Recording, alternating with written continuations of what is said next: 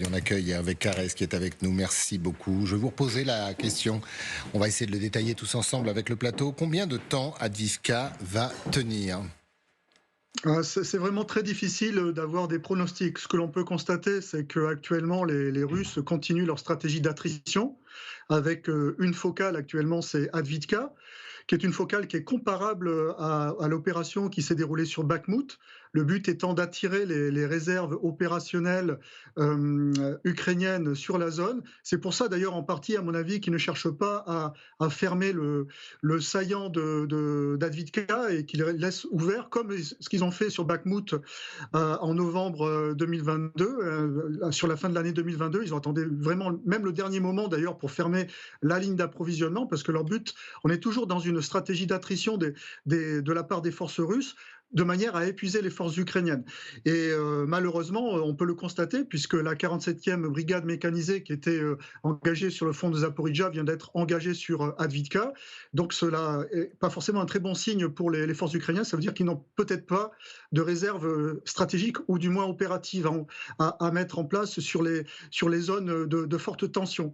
Donc on est dans cette logique-là. Je voudrais revenir sur la notion de vague d'assaut, hein, qui est souvent sont citées sur les antennes. Il ne faut pas oublier que l'armée russe actuellement, ce n'est pas l'armée russe de la Deuxième Guerre mondiale, ce n'est pas une armée pléthorique. En fait, les effectifs sont très comptés dans cette armée, et c'est d'ailleurs pour cela qu'ils utilisent énormément leur artillerie et puis leur puissance aérienne pour justement éviter d'engager leurs troupes de manière excessive et d'avoir trop de pertes sur ces assauts.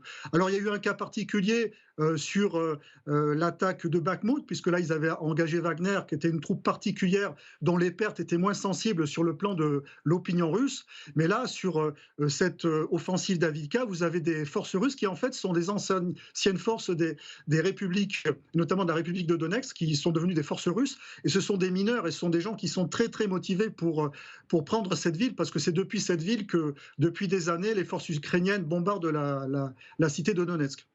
Hervé Carrez, si on reste encore sur Avdiivka, on va évoquer aussi bien évidemment les autres axes. C'est important ce qui s'est passé autour de la zone industrielle d'Avdiivka, là pour les Russes. Alors, Avdiivka, il y a une zone qui est fondamentale et sur lequel, à mon avis, va s'accrocher la défense ukrainienne. C'est bien sûr la coquerie, hein, qui se trouve à l'ouest de l'agglomération et qui est vraiment une zone industrielle comparable, alors, évidemment, qui est beaucoup plus faible en dimension et beaucoup moins étendue que Azovstal. C'est vraiment sur cette zone-là, à mon avis, que le dernier carré ukrainien devrait faire sa résistance, surtout qu'ils sont à proximité de leur ligne logistique.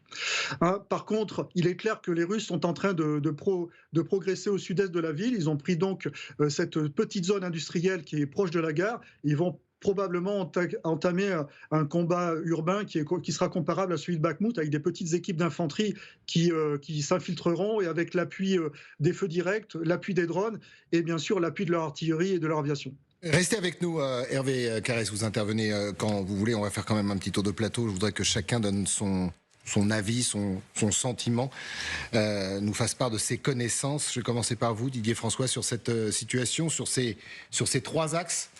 Alors ouais, ils ont été très bien décrits, hein. L'offensive a commencé côté russe au début, le 10 octobre, et sur 3 vagues successives. Et la dernière progression, effectivement, a commencé début novembre au sud-est, sur cette petite zone industrielle, où les premières lignes ont été franchies. Et depuis, on a des forces russes qui abondent dans ce sens-là. Effectivement, au nord aussi, ça pousse beaucoup, mais la coquerie, c'est un endroit difficile à prendre. Alors, les Russes se sont emparés du Terril, qui est pas loin, ce qui leur donne maintenant une domination et des vues directes en tir.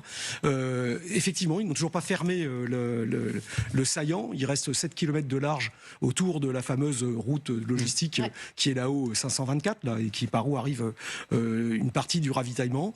La 47e brigade a été engagée en renfort, et ce qui a été difficile pour eux, en plus pour amener des renforts supplémentaires avec les derniers, la météo, là où il y a eu ces derniers jours une tempête assez forte. Il y a une bataille d'artillerie où les Russes ont une supériorité en capacité de tir et une compagnie aérienne très importante. Rappelez-vous du reportage de notre reporter Thomas Misaki, qui était sur Thomas qui était sur place, où il y a eu des journées où il y a eu entre 30 et 50 frappes aériennes sur une ville où finalement la défense antiaérienne ukrainienne est extrêmement faible.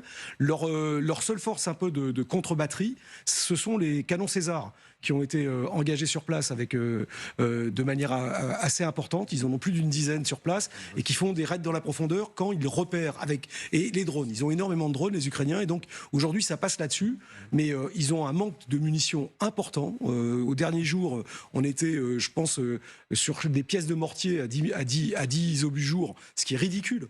Donc ils ont un vrai problème à tenir face à ces infiltrations de l'infanterie russe, et c'est un enjeu pour l'état-major russe qui visiblement a mis le paquet sur cet endroit-là. Mais l'endroit où ils ont le plus progressé, étonnamment, effectivement, c'est à Kupiansk. On va parler de la stratégie. Et c'est là où est le président Zelensky, dans la région aujourd'hui. Exactement.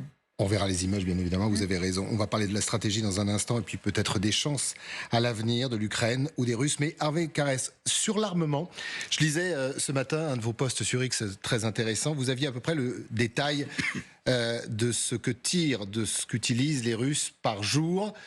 Et de l'autre côté, ce qui est à disposition seulement, j'ai envie de dire, des Ukrainiens. En fait, la difficulté pour les Ukrainiens dans cette stratégie de guerre d'attrition qui a été mise en place par les Russes après le retrait rétrograde, la traversée rétrograde du Dniepr face à Kherson, et bien sûr la mise en place de la bataille de Bakhmout et la mobilisation partielle, c'est la standardisation de leur artillerie et la mobilisation de leur complexe militaro-industriel.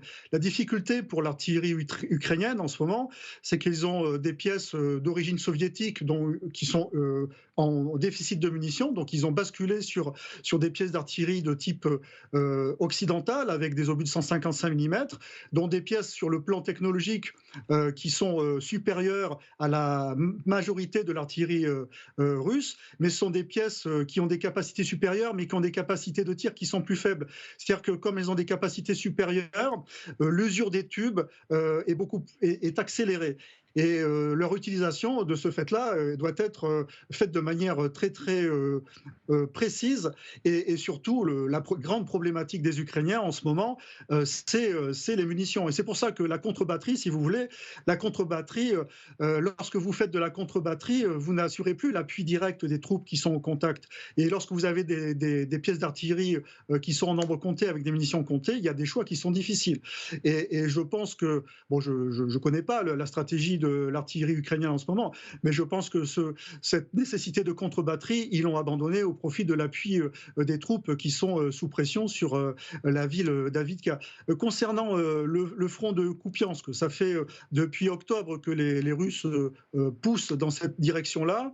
La difficulté pour eux, lorsqu'ils vont arriver aux abords de Kupiansk, ça va être de franchir la rivière Oskol, sachant que de l'autre côté, il y a des hauteurs et les forces ukrainiennes seront sur une position défensive qui sera quand même assez avantageuse.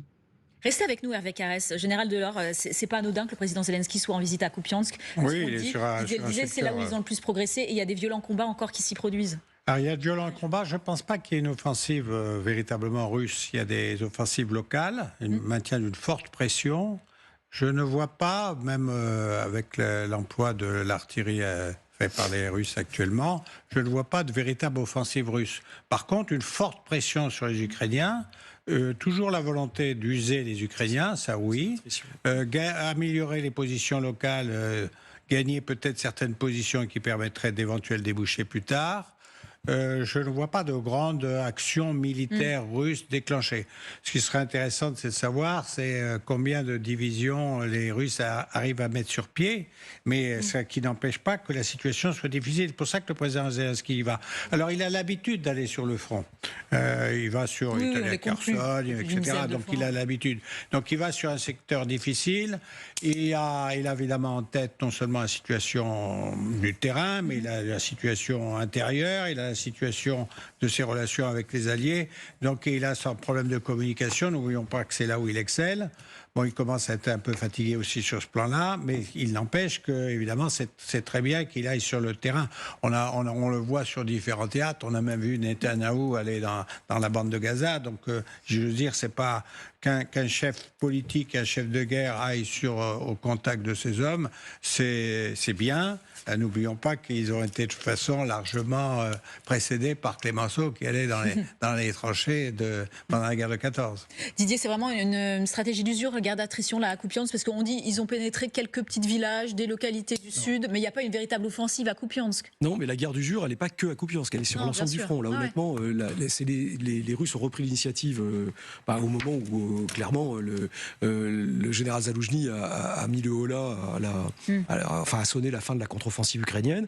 Et là, ça a commencé sur Avdiivka, Bakhmout, on le voit en ce moment, la pression est russe. Kupiansk, la pression est russe, et je pense que rapidement sur Kherson, la pression va être russe, parce qu'aujourd'hui, ils ont bien compris. Les Ukrainiens ont deux problèmes. Il faut qu'ils remettent en place une stratégie. Et pour la mettre en place, il faut savoir ce qu'ils vont recevoir comme armes. Et pour l'instant, les Occidentaux ne leur ont pas répondu, parce qu'il y a un gros point d'interrogation sur les États-Unis. Et la deuxième chose, c'est leur capacité de mobiliser. Puisqu'ils ont un vrai problème de mobilisation au niveau ukrainien. Donc évidemment, la stratégie d'attrition en poussant sur l'ensemble du front est pour les Russes, à terme, une stratégie gagnante. En se disant, en plus, on va attendre, les élections américaines, les élections en Russie, qui pourront peut-être permettre de relancer une mobilisation à 400 000 hommes. Et là, pour le coup, ça les remettrait dans une position plus favorable pour pouvoir passer à l'offensive. Pour l'instant, ils poussent. On comprend mieux la décision de Zelensky exprimée hier, de dire fini la contre-offensive, on se terre, on essaye de fortifier, puis on verra, on va attendre.